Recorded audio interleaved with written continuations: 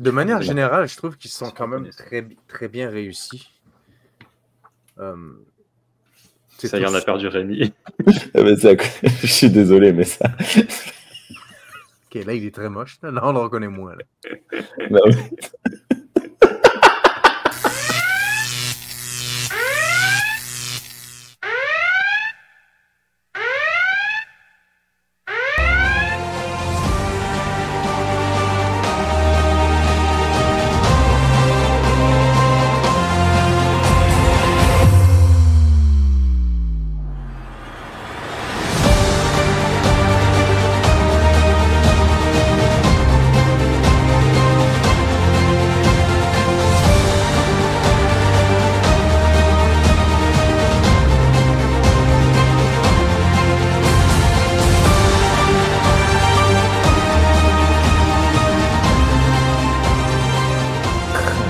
C'est la même mec. Et bonjour, bonsoir à toutes et à tous. Bienvenue dans ce tout nouvel épisode de Trek Analyse. Analysons la série animée de Star Trek Enterprise. Nouveau décor, désolé, nouvelle année, parce que oui, non, on avait dit qu'on faisait pas de marqueur temporel, mais bon, nouveau décor, changement de directive. Salut Sean, comment vas-tu? Salut, ça va bien et toi? Ça va très très très bien. Je suis un peu bouleversé. Je sais pas où je dois regarder en fait parce que avant la caméra était au-dessus de mon écran, donc c'était pas trop grave machin. Là c'est quand même très différent, je crois. Et salut Thierry, comment ça va? Salut, ça va très bien. Ben oui, je me doute que ça va très bien parce que ce soir on va parler d'un épisode Klingono-centré. Donc voilà, c'est tout pour toi. C'est quand même un épisode rempli de tribules et on n'est pas censé aimer les tribules. Alors. Mais ça va, tu as ton Glomer qui te défend. Ouais, voilà. Il est par là. Ouais, bah oui, puisque il va passer dans les environs. Il protège, il surveille, il fait des rondes. Oui, puisque ce soir, nous allons parler de l'épisode 5 de la série animée More Tribbles, More Troubles, ou en version française, Sean. Plus de problèmes. Ben, ça aurait été bien, mais ça n'a aucun sens. Les soucis du capitaine Kirk. Non, les soucis du capitaine Kirk. C'est merveilleux. C'est vrai qu'il a pas mal de soucis qui sont causés à cause de ces tribules, mais bon, voilà. Le jeu de mots en anglais, More Tribbles, More Troubles, c'est assez cool, je trouve. Bref, diffusé pour la première fois le 6 octobre 1973 et se déroulant le 5300... Il y a trop de chiffres. 5392.4 et par un scénario. C'était quoi ce bruit? Une communication... Ah ouais, c'était très étrange. Et ce qui se passe sur un scénario de David Gerrold et toujours évidemment réalisé par Sutherland. C'est un épisode qui est plutôt dans la moyenne d'après les deux forums français Ultime Frontière qui lui a attribué la note de 7,38 sur 10 et la CFST qui lui a donné la note de 6 sur 10 pour une moyenne générale de 6,69. Donc voilà, qu'est-ce que tu en as pensé en 3 mots, Sean, de cet épisode? J'aime beaucoup cet épisode.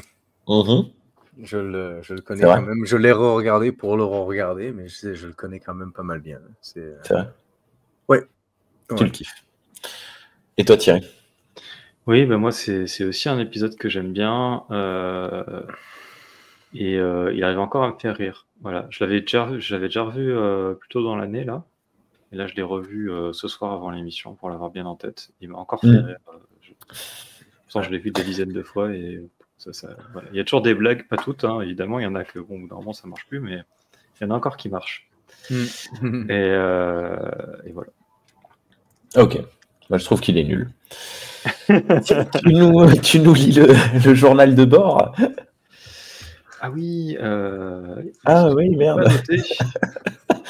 Oh le mec, c'est ta gimmick. Je ne l'ai pas traduit. Est-ce que c'est une blague ou est-ce que tu trouves vraiment qu'il est nul? Non, je le trouve tout à fait oubliable. Je trouve pas que ce soit... Il est rigolo. Non. Il est rigolo. Troubles Rose. Et alors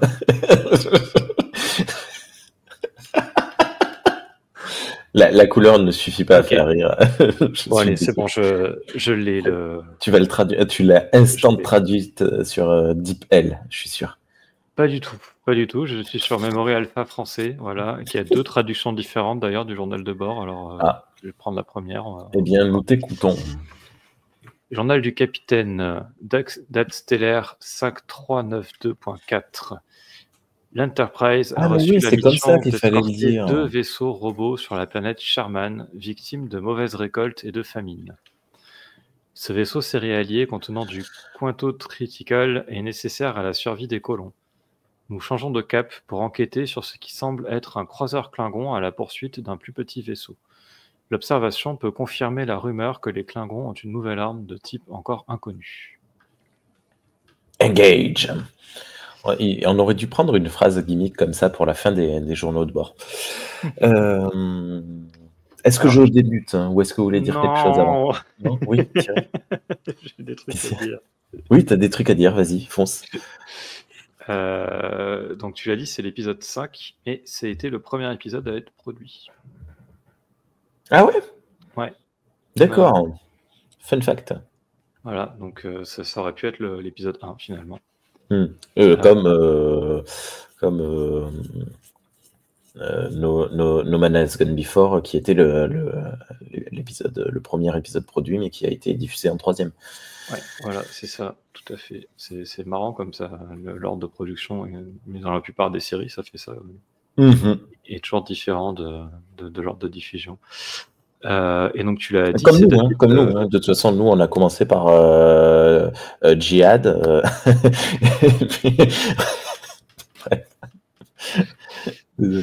Et donc tu l'as dit, il a été scénarisé par David Gerrold, ou Gerald, je ne sais pas comment ça se prononce. Et en fait, c'est déjà lui qui avait scénarisé l'épisode de TOS, The Trouble with Tribbles. Qui était déjà un épisode comique. Hein. Ouais, tout à fait. Et donc il revient finalement faire un peu la suite de son épisode, quoi. Et donc encore une fois, on le répète un peu à chaque fois, mais c'est toujours ce truc-là, c'est les gens qui ont fait TOS qui reviennent vers TAS, quoi. Voilà, c'est encore un scénariste de la série originale qui revient. Une preuve de plus à chaque fois que c'est vraiment une continuité. C'est canon. Ah. Et c'est un épisode qui, au départ, était prévu pour la saison 3 de TOS. Oh, qui aurait dû être en live action, du coup. Et en fait, j'aurais bien aimé voir un tribule géant. Ouais. Et c'est le producteur de la saison 3, Fred Berger, Fred Berger, je sais pas comment, pareil, qui n'a pas voulu. Voilà, il s'y est opposé. Et c'est Dorothy Fontana pour la série animée qui s'est dit hey, on avait ça dans les cartons pour TOS, ça s'est pas fait, ça serait cool de le faire dans la série animée puisqu'on a l'occasion. Et donc voilà, donc c'est grâce à elle qu'on y a droit. D'accord. Oui, parce que la saison 3, c'était déjà. Le producteur a dû dire non, c'est du n'importe quoi, on va pas faire ça. La saison 3, c'est quand même est-ce qu'ils auraient été saison what the fuck. Rose. Oui. Non, je pense qu'ils auraient... ils auraient fait comme ils avaient fait pour le premier épisode. Il y avait plein de couleurs différentes. Moi, j'avais entendu dire qu'ils étaient roses parce qu'il y avait comme des contraintes de coloration dans le fond. Mais je ne sais pas si c'est vrai. Moi, je pense qu'il n'y avait rien qui indiquait ça dans le bouquin. Okay. Mais je pense que c'est toujours le truc du coloriste qui aimait bien mettre du rose partout, en fait, hein, tout simplement. Ok, c'est juste... je pense qu'il ne faut pas chercher beaucoup plus loin que ça. Et voilà, quoi. Mais du coup, moi, je suis en train d'essayer d'imaginer un épisode de TOS avec des tribules géants. Et j'imagine trop quelqu'un à l'intérieur du tribule géant, tu sais.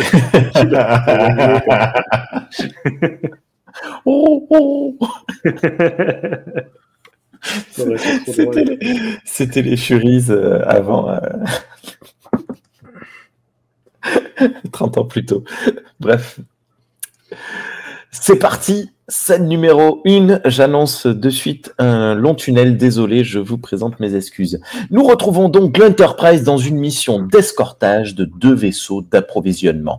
Immédiatement, Sulu confirme qu'il s'agit bien d'un vaisseau Klingon et qu'il se rapproche de sa cible. Spock dit que dans le petit vaisseau, il n'y a qu'un homme. Les Klingons font feu. Kirk les appelle et leur somme de s'identifier. Pas de réponse, tant pis. On y va, distorsion 6.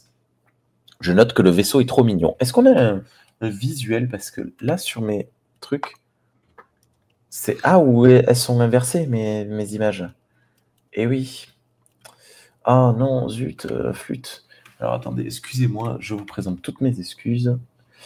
Je vais faire ça vite fait. J'aurais dû le vérifier avant. Hop.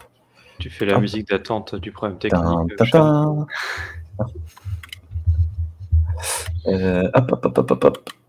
Hop, autorisé. Et vlan, le voilà. Donc ça, ce sont les 2 vaisseaux d'escortage, non, d'escortage, d'approvisionnement. Mince, je me trompe de clavier. Oh là là, ça va être catastrophique. Hop. Ça, c'est le vaisseau Klingon qui tire sur le tout petit vaisseau trop mignon qui est en danger. Kirk continue d'appeler les Klingons, mais toujours pas de réponse. Scott se prépare à télétransporter l'homme seul. On passe en vitesse distorsion 8, parce que 6, ça suffisait pas. Mais c'est toujours pas assez rapide. Les Klingons font péter le vaisseau. La puissance des Klingons est telle que Scotty n'est pas sûr d'avoir pu récupérer le pilote du vaisseau. De plus, le vaisseau Klingon fait feu avec sa nouvelle arme sur l'Enterprise. C'est une forme de oscillation, ça je crois qu'on a le visuel, hop là, très forte qui secoue l'Enterprise. Sulu annonce que les moteurs sont morts. Spock dit que c'est une sorte de champ de stase. L'Enterprise est totalement à l'arrêt. Pour déployer une telle puissance, le vaisseau Klingon a dû drainer une énergie phénoménale. Scotty a une moustache. Il indique que le pilote est coincé dans le rayon du téléporteur, mais n'est pas récupérable. Sur ce, le vaisseau Klingon appelle. Le capitaine somme Kirk de livrer le pilote. Mais Kirk répond « Il n'y a pas moyen, Jaja ». Le Klingon dit qu'il est prêt à recourir à la force. Kirk lui dit que le premier Klingon qui montera sur ce vaisseau sera aussi le dernier. De toute façon, l'Enterprise ne peut rien faire. Uhura attire l'attention de Spock. Les vaisseaux escortés n'ont pas été pris dans l'onde. Vu qu'ils sont télécommandables, Kirk ordonne à ce qu'ils foncent droit vers le vaisseau Klingon. Spock remarque que ça va fait la remarque que ça va détruire le grain. Et oui. Les Klingons tirent sur un des vaisseaux drones et l'endommagent sévèrement. Non, pardon, attendez, j'ai sauté une ligne. Ça va détruire le grain. Les Klingons dirigent alors 2 nouvelles ondes en direction des vaisseaux drones. Ça, pardon, ça c'était le capitaine Klingon. Capitaine Kirk. Ça, c'était un super plan. Je suis très content que tu l'aies pris. Elle est super classe, cette image, je trouve. Et le fameux tir en tri-directionnel du vaisseau Klingon, de l'oiseau de proie Klingon. C'était des oiseaux de proie dans TOS? Non, ils appelaient ça des croiseurs. Non, c'est plus tard. C'est à TNG. Ça doit être c'est dans le film qui commence à bouger, c'est autre chose. Ça doit être des D7, je pense. Ouais. Type de croiseur. Donc les Klingons dirigent ce qu'ils introduisent dans Discovery. Les Klingons tirent sur un des vaisseaux drones. Les Klingons dirigent alors 2 nouvelles ondes en direction des vaisseaux drones, ce qui finit par libérer l'Enterprise. Les Klingons tirent sur un des vaisseaux drones et l'endommagent sévèrement. Mais apparemment, par manque de puissance, n'arrive pas à le détruire.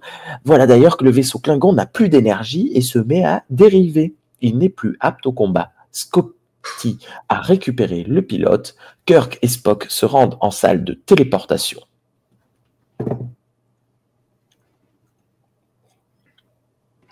Désolé. Scène numéro 2. En salle de téléportation, le pilote arrive. Il s'agit de Cyrano Jones. Qui est Cyrano Jones? C'est déjà lui qui vendait des tribules sur la station Deep Space Cassette dans The Trouble with Troubles, dans TOS. Voilà. Et d'ailleurs, c'est Stanley Adams, qui l'avait joué dans l'épisode de TOS, qui reprend son rôle pour le doubler le personnage. C'est assez cool. Et contrairement à Colotte, qui est doublé par... ça y est. C'est Scotty.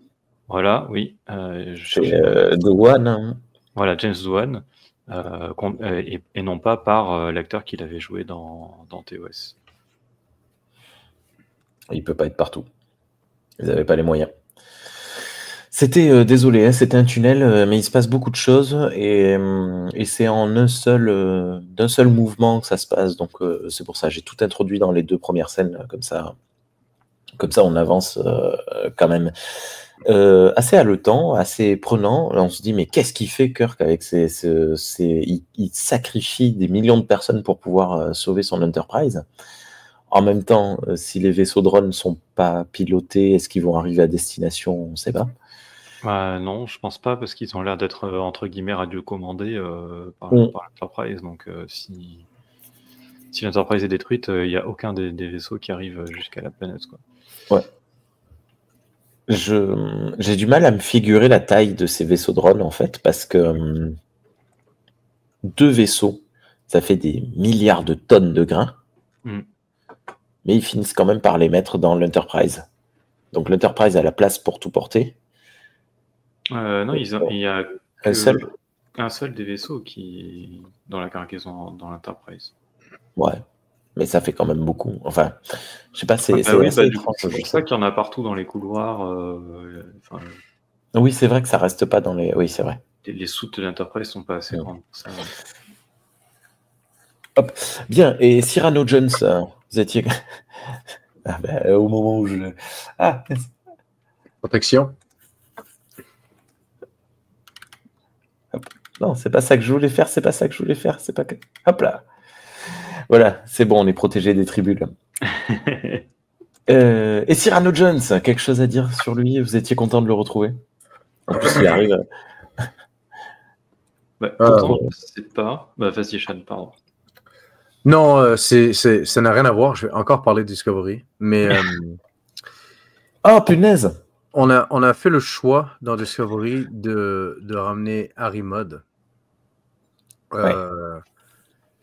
L'acteur qu'ils ont choisi pour le faire, je trouve qu'il était très bien choisi, puis c'est très très bien débrouillé dans le rôle.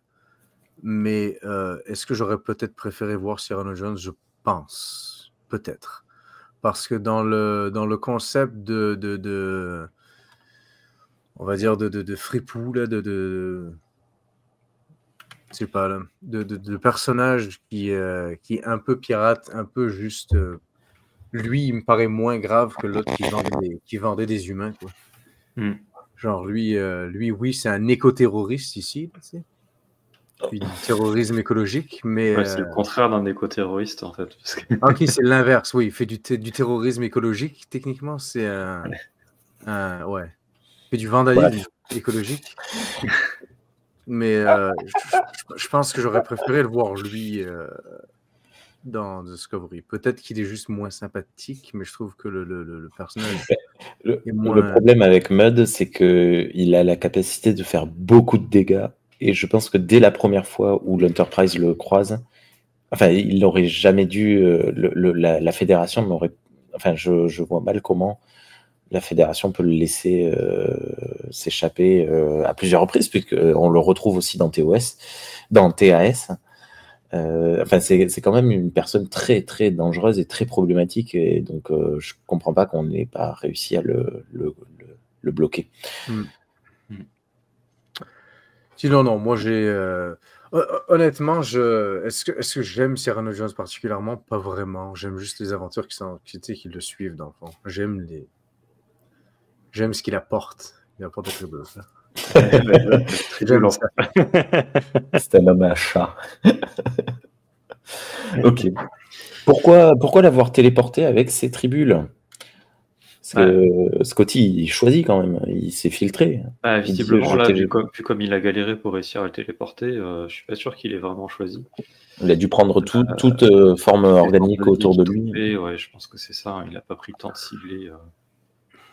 Puis ça aurait pu être des animaux de compagnie, genre des chiens, des chats, je sais pas, ça pouvait être n'importe quoi. Puis bon, les tribus, ils méritent de vivre aussi. Mais je dis pas. C'est un mec avec un front de Klingon qui dit ça, attention. C'est un peu une hérésie de ma part, mais en vrai, j'aime bien les tribus. Ok. Bien. Mais alors moi, c'est un truc qui m'aurait saoulé dans un truc plus récent. D'ailleurs, oui. De toute façon, TAS est énormément basé sur TOS. Il y a beaucoup de répondants, une forme de nostalgie. Alors ça se passe, c'est combien, 5 ans après? C'est 4 ans après, là. Ouais. 73, 74. C'est relativement récent. C'est comme si maintenant on faisait une série sur Discovery, tu vois. C'est pas justement, c'est ça qui marche pour moi et qui fait que ça marche, c'est que du coup, c'est pas un épisode de nostalgie, puisque il n'y a pas de nostalgie dans l'histoire. C'est juste la continuité de TOS, finalement. Et donc, du coup, ça a beaucoup plus de sens pour moi dans ce contexte-là. Et donc, comme quoi, le contexte, ça joue quand même. Et puis bon, le fait que c'est les mêmes auteurs et tout ça, ça fait que ça fonctionne.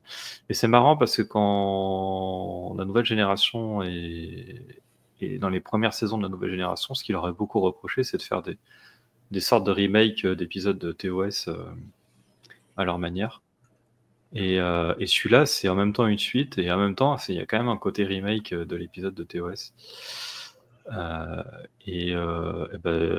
Autant il y a beaucoup de trucs où ça me dérange, autant là, ça me dérange pas du tout. Et ça passe, alors peut-être parce que c'est, je sais pas, mieux fait, ou je ne saurais pas dire exactement, mais voilà. Pour celui-là, ça me plaît bien qu'on revienne là-dessus.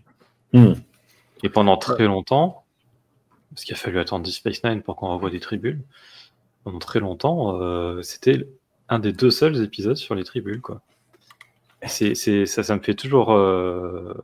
ça m'étonne toujours et ça m'amuse toujours que les tribunes sont devenues complètement cultes et presque la mascotte de Star Trek, alors que en fait pendant très longtemps il y avait juste 2 épisodes puis 3, quoi, mais c'est tout. Comparé à la quantité d'épisodes de Star Trek, c'est... Et même aujourd'hui, en fait, il n'y a pas grand-chose de plus, puisqu'il y a juste ça et l'apparition dans Into Darkness.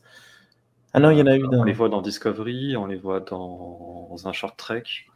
Ouais, il y a quand même, on est rendu quand même... Il ressort beaucoup plus les tribunes dans les séries récentes. Mais tu vois, alors maintenant je vais faire mon vieux aigri. On dirait qu'il y a une compréhension de la part des gens qui produisent et qui créent le nouveau contenu Star Trek, que les tribunes sont devenus assez comme genre emblématiques pour la licence, et donc ça paraît, je ne sais pas comment dire, ça paraît moins sincère quand ils mettent des tribunes dans un épisode où... Cynique. Un petit peu. Ça paraît être un petit peu parce que ça fait partie de Star Trek qu'on était obligé d'en mettre. Et qu'on va en mettre, tout le monde va reconnaître. Ça semble moins poussé par une créativité. Ok. Est-ce qu'il y en avait dans Section 31 dans tout Voyager et tout Enterprise, il n'y a pas de tribule. Il y a un tribule, je pense, dans Enterprise à un moment. Ah bon? Ouais, Phlox, il en garde un. Ah oui, c'est vrai. Mais il le donne à manger à quelqu'un d'autre. Il le garde pour donner à manger à un autre animal, je pense. C'est tellement Phlox. Et dans toute la nouvelle génération, d'ailleurs, il n'y a pas de tribu non plus. Parce que je crois que Oshi est comme so cute, puis comme regarde, il se fait manger. Oui, il les donne à manger, oui. Et d'ailleurs, on en avait. C'est comme la vache dans Jurassic Park. Je sais pas. Et à la limite, ça fait presque sens pour Phlox d'en avoir. En plus, il s'en sert pour nourrir des trucs. Notons la mauvaise foi de Thierry qui dit c'est de la merde, faut pas en parler. On en parle dans Enterprise. Oui, mais dans Enterprise, ça marche. Et on en a eu dans... Faut pas en parler. J'ai juste dit qu'il y en avait plus dans les séries récentes. J'ai même pas fait de jugement de valeur pour le coup. Pour une fois, c'est pas moi. Et on en a dans Prodigy aussi. Alors que ça se passe de l'autre côté de l'univers. Non, ça se passe plus de l'autre côté de l'univers. Ils sont arrivés Ouais. chez nous, là. Je sais pas, j'ai toujours pas regardé. Mais tu vois, là, on est dans une... on est dans un... Parce qu'il y a le cynique, parce que le short trek, c'est clairement très... Je sais pas si c'est cynique ou si c'est juste une espèce de... C'est une horreur. Hein. On veut faire du marketing, on veut essayer de banquer sur quelque chose que les gens vont reconnaître. Je sais pas si c'est ça. Prodigy, ça paraît moins ça. On sent qu'il y a quand même un désir de création derrière. Il y a comme... et on veut écrire quelque chose qui ait du sens. C'est juste qu'on veut aussi en profiter pour introduire le concept du Tribble à des plus jeunes, quoi. Ok. Scène numéro 3 ? Allez. Scène numéro 3. Cyrano est très content de retrouver son vieil ami Kirk. Mais Kirk, il n'est pas content du tout. Il lui rappelle le règlement concernant le transport des animaux dangereux. Il y a marqué entre parenthèses réexpliquer les tribules pour les personnes qui ne connaissent pas. Thierry ? C'est mon tour. Alors, les tribules Polygéminus crex, Polygéminus crex, je crois, c'est ça. Sérieusement ? Oui. Alors, sachant que dans Discovery, ils ont changé le nom de l'espèce. Ah, mais c'est pas canon. Pas dans Discovery, dans le Short Trek. Je vais chercher parce que, en fait, le nom de l'espèce des tribules, on le connaît, enfin, le premier nom, on le connaît pour un truc vraiment obscur, en fait. C'est dans un épisode de Deep Space Nine. Il y a... j'ai perdu son nom. Qui fait prof. Qui est prof ? Oui. Ah, j'ai plus son nom. Dis Saras. C'est une humaine. Elle était dans TNG. Ah bah il n'y en a pas beaucoup. Mais l'épouse de Miles. Super, ouais. Bravo. Elle n'a pas de nom. Elle est référencée par rapport à son mari. O'Brien, elle s'appelle. Keiko, voilà, merci. Ouf. On arrive à dire son nom, c'est bon. Pas complètement la honte. Donc, il y a dans un des épisodes où on voit Keiko donner cours, il y a un écran, il y a sur l'écran de projection qu'elle utilise pour les cours, il y a une image sur les tribules. Et donc, il y a le nom de l'espèce des tribules. Ok. Voilà. Et je vais pas réussir à trouver le nom que l'épisode de Short Trek leur a donné. il y a Tribalistus ventricosus. Voilà, c'est ça. Ça, c'est le nom que de Short Trek leur a donné, ouais. Tout à fait. Voilà. Donc du coup, voilà, il y a deux noms d'espèces différentes pour la même pour les tribules. Je vais faire juste une parenthèse. C'est peut-être mon opinion personnelle, mais j'ai rien en soi véritablement contre les short treks. Puis j'ai rien contre le concept des short treks. J'aimerais que ça continue même parce que je trouve ça sympa. Ça permet d'explorer des petites idées comme ça. Je ne fais pas partie des gens aussi qui disent que quelque chose n'est pas canon juste parce que je ne l'aime pas. Je l'aime pas, tant pis pour moi. Par contre, je trouve que spécifiquement le short trek sur les tribules est quand même assez insultant à tous les niveaux. Et je trouve que c'est vraiment très grave de l'avoir fait. C'était une catastrophe. J'ai vraiment du mal à accepter qu'il est honnêtement genre qui est canon, quoi. Genre c'est aberrant pour moi. Oui. Voilà.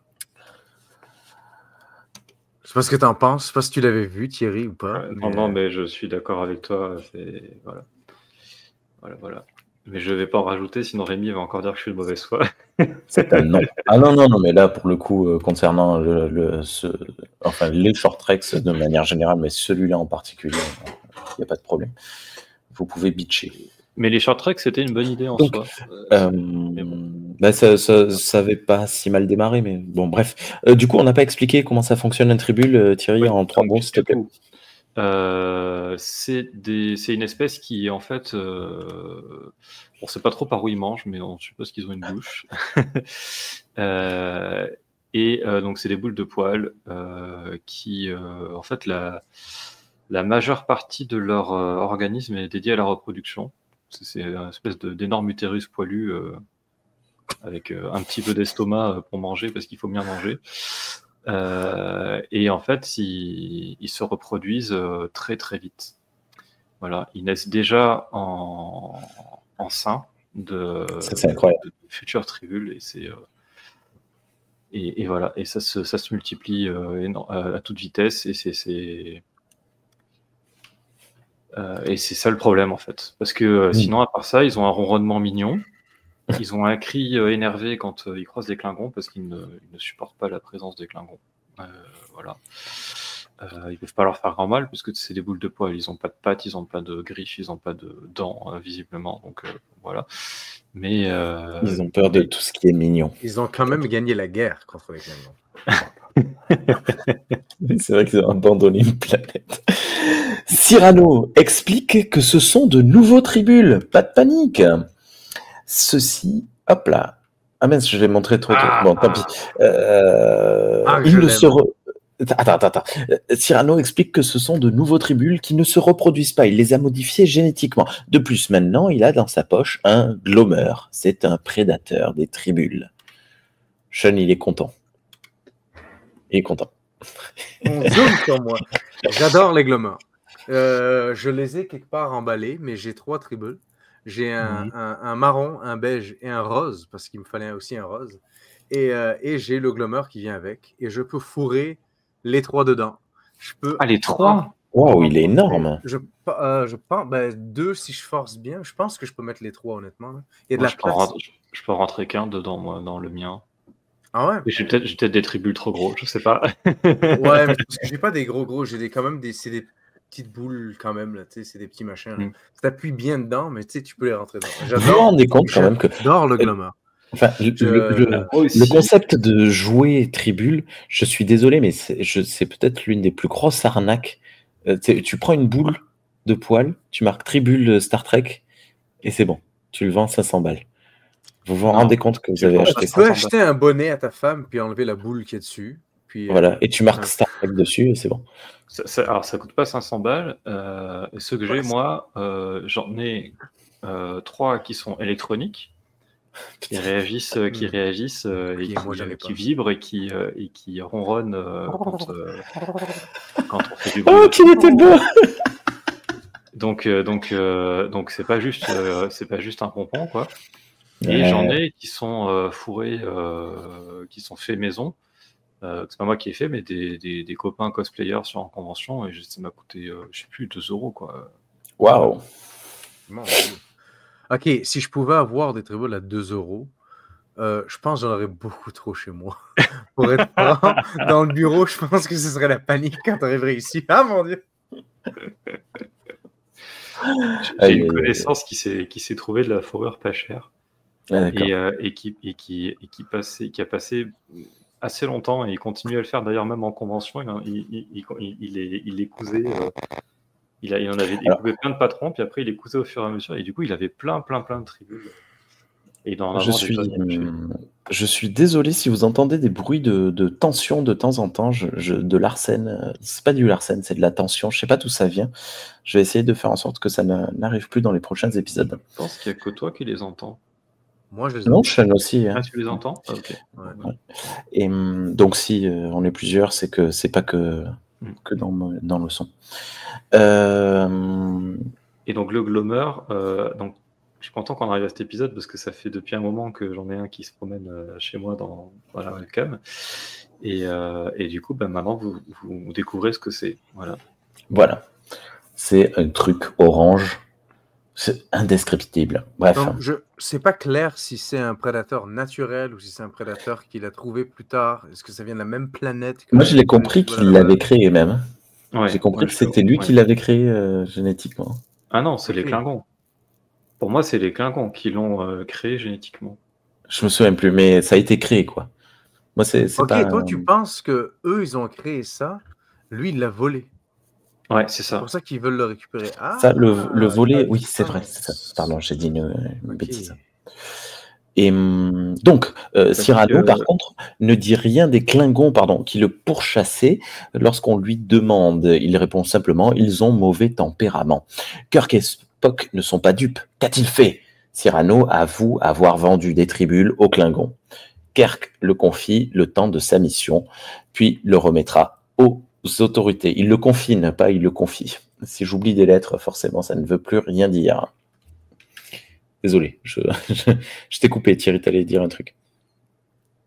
Oui, du coup, j'ai la ligne de dialogue de Colosse à la fin, donc soit on la garde pour à ce moment-là, soit on en parle maintenant, mais puisque le sujet a été abordé, il dit clairement Cyrano Jones took a Klingon genetic construct, an artificial creature from one of our planets. Donc Cyrano Jones a pris une construction génétique Klingon, une créature artificielle depuis une de nos planètes. Okay. Donc moi je comprends cette phrase comme ça, c'est que c'est vraiment les Klingons qui l'ont construit génétiquement et Cyrano Jones l'a volé. Okay. On a droit à une scène très rapide du Glomer qui se positionne au-dessus du tribule. Il coupe avant qu'il les mange. Parce qu'il y a des enfants qui regardent et qu'il faut que ça reste un peu mignon. Mais on comprend bien. Il y a bien un cut et juste après on le voit. D'ailleurs, je crois que j'ai pris l'image. Je ne sais plus si j'ai pas décomposé un peu l'action. Ah non. Mais c'est pas grave. Le tribule a disparu et le Glomer est plus bas. Donc moi, j'en déduis qu'il les absorbe par en dessous. Mais voilà. Ah oui, sa bouche a l'air d'être en dessous. Scène numéro 4. Hop. Il regarde sa proie d'ailleurs. Oui, il la regarde, c'était un peu flippant. Scène numéro 4, dans l'infirmerie, Bones étudie les tribules. Scène numéro 5, dans la salle de réunion, il fait un rapport. Hop là, non, je suis allé trop loin. Il fait un rapport. En effet, ces tribules se contentent de grossir et ne se reproduisent plus. Mais Kirk est plus inquiété par la nouvelle arme des Klingons, ce qui est plutôt logique. Spock se demande combien de temps il va leur falloir pour la recharger. On se doute que dès qu'ils seront aptes à reprendre le combat, les Klingons repasseront à l'attaque. Scotty indique avoir vidé le vaisseau drone endommagé dans le hangar à navette, ce qui va compliquer leur tâche. Mais pas le choix, il faut ravitailler la planète Sherman. Elle s'appelle Sherman. Quelque chose. Pourquoi est-ce que ça va compliquer la tâche? Le vaisseau va-t-il être plus lourd dans l'espace? Il y a plus d'inertie. Et donc, du coup, ça demande plus d'énergie aux... J'ai oublié le nom en français, les inertial dampeners, les amortisseurs inertiels. Ça demande plus d'énergie aux amortisseurs inertiels. D'accord. Merci Thierry pour ce techno blabla. C'est accepté. Scène numéro 6, on voit de gros tribules. Est-ce qu'on a le visuel des gros tribules? Non, pas encore. Ah, pardon, j'ai oublié le vaisseau. C'est toujours compliqué pour moi de gérer ça. Donc, le vaisseau endommagé depuis lequel on a transféré les fameux gravats. Pas gravats, grains, je ne sais pas pourquoi j'ai dit des gravats. Scène numéro 6, on voit de gros tribules se rapprocher des caisses de grains et le Glomer en manger un. Scène numéro 7, sur la passerelle, Spock repère un nouveau vaisseau Klingon. On revoit un tribule qui est super gros sur le siège du capitaine. Et c'est parti pour la blague gimmick de l'épisode. Les Klingons tirent sur le drone et détruisent sa propulsion. Les Klingons tirent sur l'Enterprise. On voit les caisses de grains se renverser et se vider. Après quelques échanges de tirs, les Klingons s'en vont. Le mal est fait, les tribules grossissent à vue d'œil. La blague gimmick de l'épisode a l'air de beaucoup te faire rire, Sean. Oui. Pour être très franc, des fois, ça m'en prend pas beaucoup, mais j'aime aussi la grimace. Il y a quand même un effort d'animation sur la grimace de Kirk. Ça se voit que ça me fait chier de devoir pousser le putain de machin de son siège. Là, il y a des épisodes où ils lui mettent pas la moindre expression faciale de tout l'épisode, mais alors là, ils se sont fait suer pour tout bien décomposer, le voir grimacer, le voir pousser. Donc, ils ont poussé la blague un peu trop loin. j'aime le début de cette blague-là. Et Sachant que c'est du comique de répétition qui a démarré dans l'épisode de TOS, puisqu'il y a déjà un passage où, au moins un, j'ai pas revu l'épisode, j'aurais peut-être dû, au moins un où il a un tribule sur son siège et qu'il est saoulé, donc il le vire, quoi. Il s'assoit dessus, et il sursaute et il l'enlève. Il enlève sous ses fesses. Il faut comprendre aussi que, tu sais, ce qui me plaît beaucoup comme genre d'humour, c'est quand, je sais pas moi, quand dans Family Guy, ils essayent de lancer la grenouille par la fenêtre, mais qu'ils ne réussissent pas. C'est ce genre de blague. C'est pas tant que la grenouille est morte qui me plaît pas. Ce qui me plaît, c'est vraiment juste qu'ils ont une grenouille, puis il ne veut pas la toucher avec ses doigts. Donc, il essaie de ramasser la grenouille avec genre 2 bouts de carton, puis elle tombe, puis il n'arrive pas à la ramasser correctement. Après, il essaie de l'acheter par la fenêtre, mais tu sais, ça se met sur le rebord, ça tombe par terre, il n'y arrive pas. Puis la scène dure peut-être 2-3 minutes à lui qui essaye de lancer la grenouille par la fenêtre. Sur un épisode de 23 minutes, c'est quand même beaucoup. Et moi, c'est ce genre d'humour qui me plaît beaucoup. Donc là, on a un peu ça, mais des années 70, c'est moins intense. Mais j'aime beaucoup le concept de Kirk, ça l'emmerde à chaque fois de voir. Peut-être que c'est le même tribule en plus à chaque fois. Moi, je le headcanon comme quoi c'est toujours le même. Moi, je pense qu'il le pousse, il revient. C'est un chat. Jusqu'à ce qu'il soit assez gros pour ne pas pouvoir être poussé. Parce que ce qu'il faut comprendre, c'est parce que ces êtres sont clairement pas... genre, c'est comme des chats ou des chiens, c'est comme des petits animaux de compagnie parce qu'il y en a un qui s'attache à Aura dans TOS, quoi. Elle l'aime beaucoup, puis le tribal l'aime elle, puis ils restent ensemble, puis regarde comme il... Fait à mon avis, celui-là, il aime bien Kirk. Fait qu'il revient. Scène numéro 8. Désormais, l'Enterprise remorque le deuxième drone en plus de porter les cargaisons du premier. Le Glomer commence à galérer à manger les tribules qui sont tellement énormes. Scène numéro 9.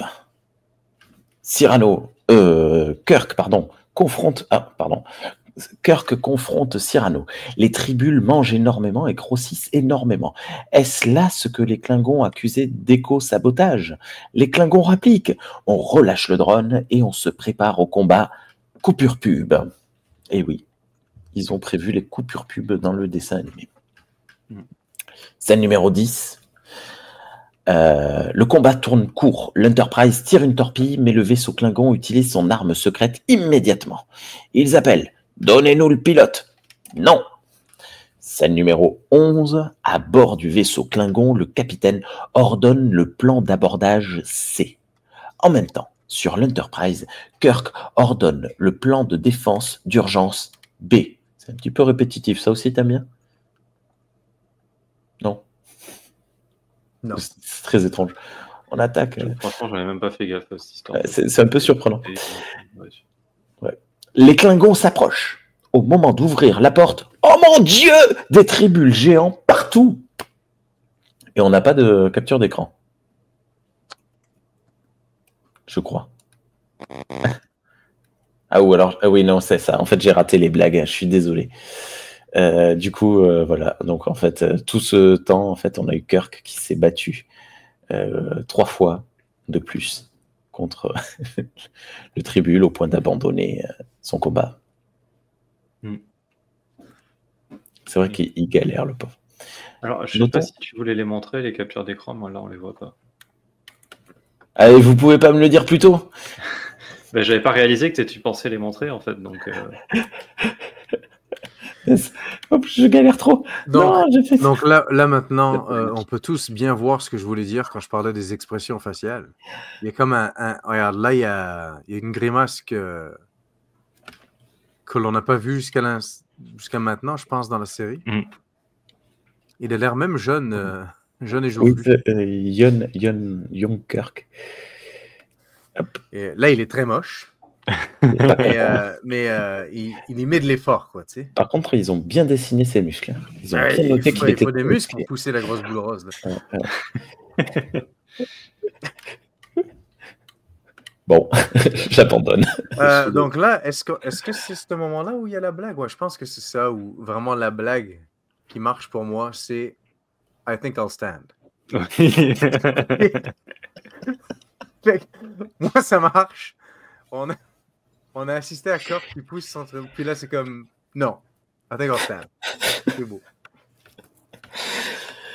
Et donc, je disais, au moment d'ouvrir la porte, oh mon Dieu, des tribules géants partout. Les tribules ont été téléportés sur le vaisseau Klingon et l'envahissent.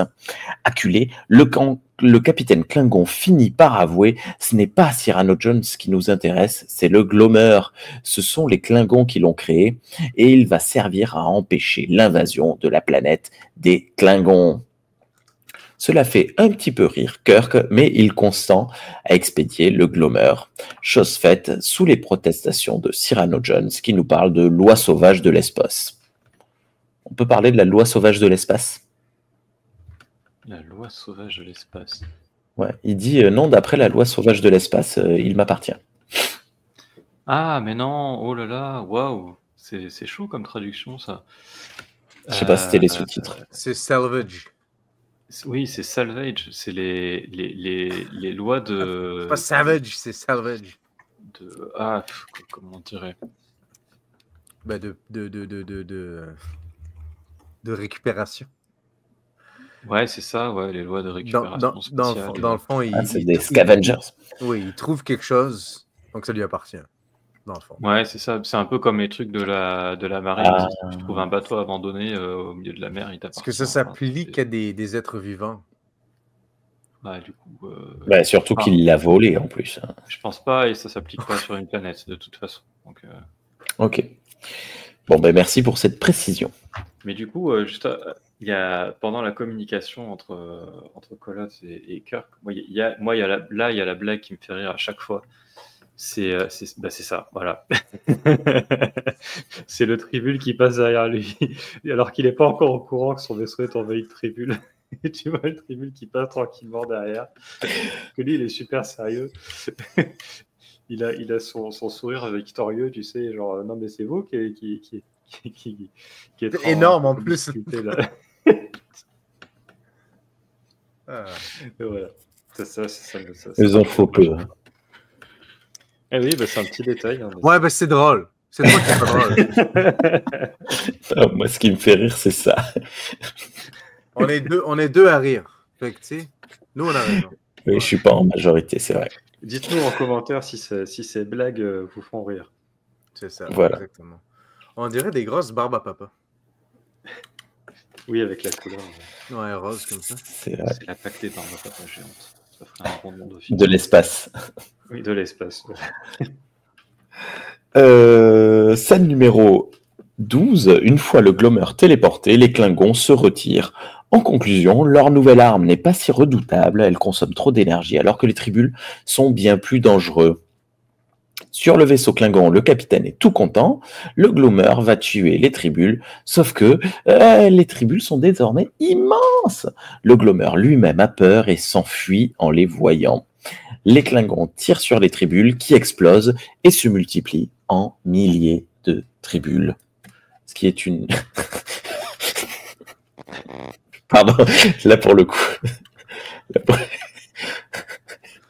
Pardon, désolé. Et là, ça fonctionne. Pourquoi ? C'est quoi ces fonctionnements de... Oui, alors ça reste un peu douteux, mais il y a une scène d'avant que du coup tu n'as pas dite, où il y a Bones qui explique à Kirk qu'il a analysé un peu plus avant les tribules, et en fait il explique qu'ils continuent ils grossissent parce qu'en fait c'est des organismes coloniaux, c'est-à-dire qu'en fait c'est des grosses boules remplies de tribules, quoi. Ah, c'est pas hygiénique. Ok. C'est un peu, ouais, je trouve ça un peu moyen comme explication, parce que les organismes coloniaux, ça ressemble pas trop à ça en général. Mais bref, c'est de la SF, c'est un machin génétiquement modifié. Ok, d'accord. Bon, c'est quand même pas l'explication la plus ouf. Et donc du coup, avant qu'ils tirent, on sait déjà que les tribules sont remplies de petits tribules, quoi. Ok, je l'avais pas compris. Et on termine sur la scène numéro non, juste 14. Sur l'Enterprise, pas de souci. Bones leur injecte du techno blabla, ce qui fait le même résultat, mais ne les laissera pas grossir. Et on finit sur un petit gag. Voilà, la redite. Voilà. Alors là, ça me fait pas chier parce que c'est plus récent. Non, pour le coup, je trouve qu'en fait, ils en font un peu trop parce qu'ils le font. Bon, c'est Exactement la scène pareil. culte de TOS. Et ils viennent de le faire avec Colot, avec le capitaine Klingon. Ouais. Donc c'était pas forcément nécessaire de le refaire avec Kirk juste après, quoi. Et je trouve que la blague marche beaucoup mieux avec, justement, Colosse. Mm. C'est drôle parce que c'est comme une reprise de la blague de Kirk, mais sauf que cette fois, on l'a fait aux méchants, ça aurait suffi. Mm. On reconnaît vraiment Shatner, c'est fou. Il n'y a pas beaucoup de traits. Hein. Non, mais je sais pas. Il y a... Les yeux, comme disait, tu dis que Shatner a pas beaucoup de traits. Et oui, on le reconnaît. Je trouve qu'ils sont. Avec de manière générale, je trouve qu'ils sont quand même très, très bien réussis. Ça y est, on a perdu Rémi. Je suis désolé, mais ça. Ok, là, il est très moche. Là, on le reconnaît moins. Là. Non, mais... Il est très content de voir ce tribut à forme très particulière. C'est très bien. C'est ça le vrai petit gag final conclusif de l'épisode. Non, mais attendez, je suis... Enfin, bon, bref. Non, mais je maintiens, je suis désolé. Ça reste un épisode léger, certes, tout à fait distrayant, 10-13 ans, 13 ans et demi maximum. Après, on prend notre retraite. Mais j'en retiens très peu de choses, en fait. C'est pas... Voilà. Oui, bah, c'est pas Yesteryear, quoi, c'est sûr. Voilà. Mais c'est un épisode humoristique comme il y en avait déjà dans TOS. Voilà, c'est des petits épisodes un peu marrants qui vont pas chercher très très loin. Donc voilà, c'est sûr que si comment dire, si tu le juges sur qu'est-ce que ça apporte comme débat philosophique, comme altérité, comme non, c'est sûr qu'il n'y a pas grand-chose. Non, on n'est pas là. Voilà. Mais Star Trek, c'est aussi de l'humour. Et là, je trouve que c'est Star Trek qui fait de l'humour comme Star Trek sait bien le faire. Ouais. Non, je trouve que non, je suis d'accord avec Thierry. Je trouve que c'est de l'humour qui est bien fait, mais c'est aussi, tu sais, on se sert d'éléments qui sont déjà présents dans l'univers, puis on les exploite, on les utilise pour apporter justement cette histoire qui est tellement unique à Star Trek, tu pourrais pas faire ça, tu sais, ailleurs. Fait que non, moi je trouve que ça marche. Moi, ça me plaît. Ok. Bon. Ben c'est bon. D'autres choses à dire, Thierry? Tu me connais bien. C'est dommage, j'en ai pas fait 1 heure. Non. Malheureusement, je viens de revoir mes notes et j'ai tout placé dans l'épisode pour une fois. Donc, voilà. On peut dire quelque chose parce qu'on a introduit cette émission en disant que TAS se permettait de faire des choses visuellement, que ce soit dans les designs ou les couleurs, que TOS ne faisait pas. Et c'est pas exactement le bon exemple pour ça, cet épisode. Il s'aventure pas à faire tout et n'importe quoi comme design, mais j'aime bien le petit vaisseau, le petit shuttle qu'on voit au début. Oui. Ouais, c'est ce que je disais justement en le présentant. Alors du coup, désolé, il faut que je revienne tout au début. Hop là. Il était cool. Ouais. T'es mignon. Voilà. J'aime bien les drones de transport de marchandises aussi. Ouais, aussi. Ça change de. Enfin, on voit un type de vaisseau de Starfleet qui est pas. Non, mais ça a du sens aussi parce que tu sais, il est vraiment. Tu t'imagines que c'est un gros creux, quoi. Ou alors que peut-être qu'il y a des étages, mais vraiment il y a de la place pour mettre des choses, quoi. Ouais. Et je l'ai en petite maquette Eagle Moss, celui-là. Ah. Ça me déplairait pas d'avoir le petit vaisseau de Cyrano Jones aussi, mais je sais pas s'il existe. Ouais, je sais pas s'ils ont eu le temps de le faire, tu sais. Mais bon, si l'autre, si un vaisseau aussi obscur que le truc de transport de grains a été fait, peut-être que celui-là, il a été fait aussi. On le voit quand même plus souvent. Oui, on le voit plus longtemps dans l'épisode, c'est vrai. Parce que le pauvre, on n'a pas le temps de le voir. Bien. Ben, écoutez, merci beaucoup à tous les deux. Aimez les tribules, adoptez-en. Pensez tout de même à les stériliser. Ne les abandonnez pas sur le bord de l'autoroute, etc., etc. À bientôt. C'est la première fois qu'on voyait les Klingons dans TAS, en fait. Pardon, je coupe la fin, mais Ah bon, on n'a pas vu les Klingons de TAS encore. Mais c'est dommage. Attends, j'ai fermé ma fiche de lecture. Je suis pas. T'es sûr? Il me semble pas qu'on en ait parlé dans les émissions précédentes. Beyond a Farther Star, Yesteryear. One of Our Planets is Missing, Lorelei Signal. Non, c'est le premier. Non. C'est bien la première apparition. Les Klingons roses. Oui. C'est l'arrivée. Ah oui. Ouais, ils sont un peu plus lavande, dire un ou deux mots. comme leur sang. Ah ouais, c'est ça, c'est la première. Alors, on l'avait mentionné dans Lorelei Signal en disant que les Klingons et les Romuliens étaient entrés en négociation, en discussion. Ah oui. Mais non, en effet, pas de Klingons apparaissant. Qu'est-ce qui vous inspire ces Klingons roses là? Bah, ils sont mignons. Je les trouve plus mignons que les tribules. Ce que je trouve intéressant, c'est que pour le premier film, ils ont redesigné les Klingons la raison invoquée, c'était toujours on a plus de moyens, donc on peut le faire, donc on le fait. On dirait Stallone, ce gars. Mais j'ai pris la capture parce que j'ai trouvé qu'ils étaient quand même particulièrement détaillés au niveau du dessin, les visages de ces deux Klingons là. Et je me demande si c'est pas des caricatures de, je sais pas, de personnages connus. Peut-être, mais vu le carré qui est utilisé quand même pour le visage de celui-ci, c'était Masters of Universe qui faisait également ce studio. Oui, non, c'était quoi? Je me demande, ça doit être un rip-off de cette série-là. Ouais, est-ce que c'est Stallone et Schwarzy? À lui, il ressemble énormément à Stallone, je trouve. Son nez là très caractéristique.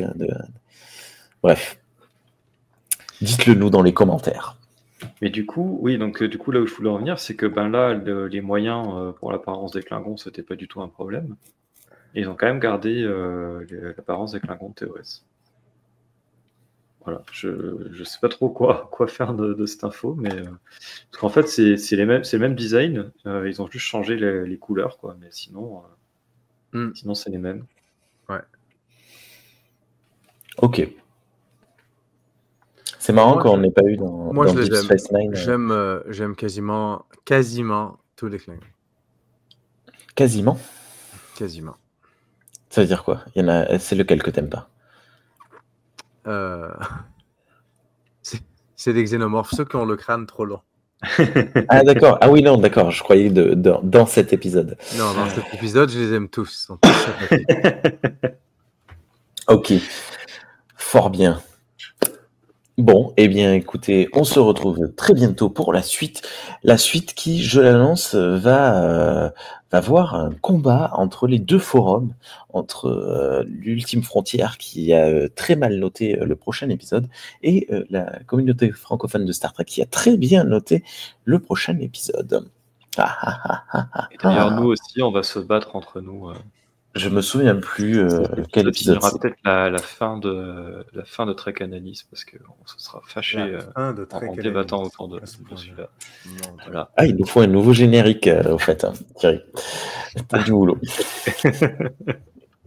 Allez, merci beaucoup à toutes et à tous. On se retrouve dans, je sais pas, quelques jours pour la suite. Salut, Sean. T'es par là. Je sais pas comment. Là, c'est très dur. Salut, Thierry. Salut. Bam. Dans ta gueule, motherfucker.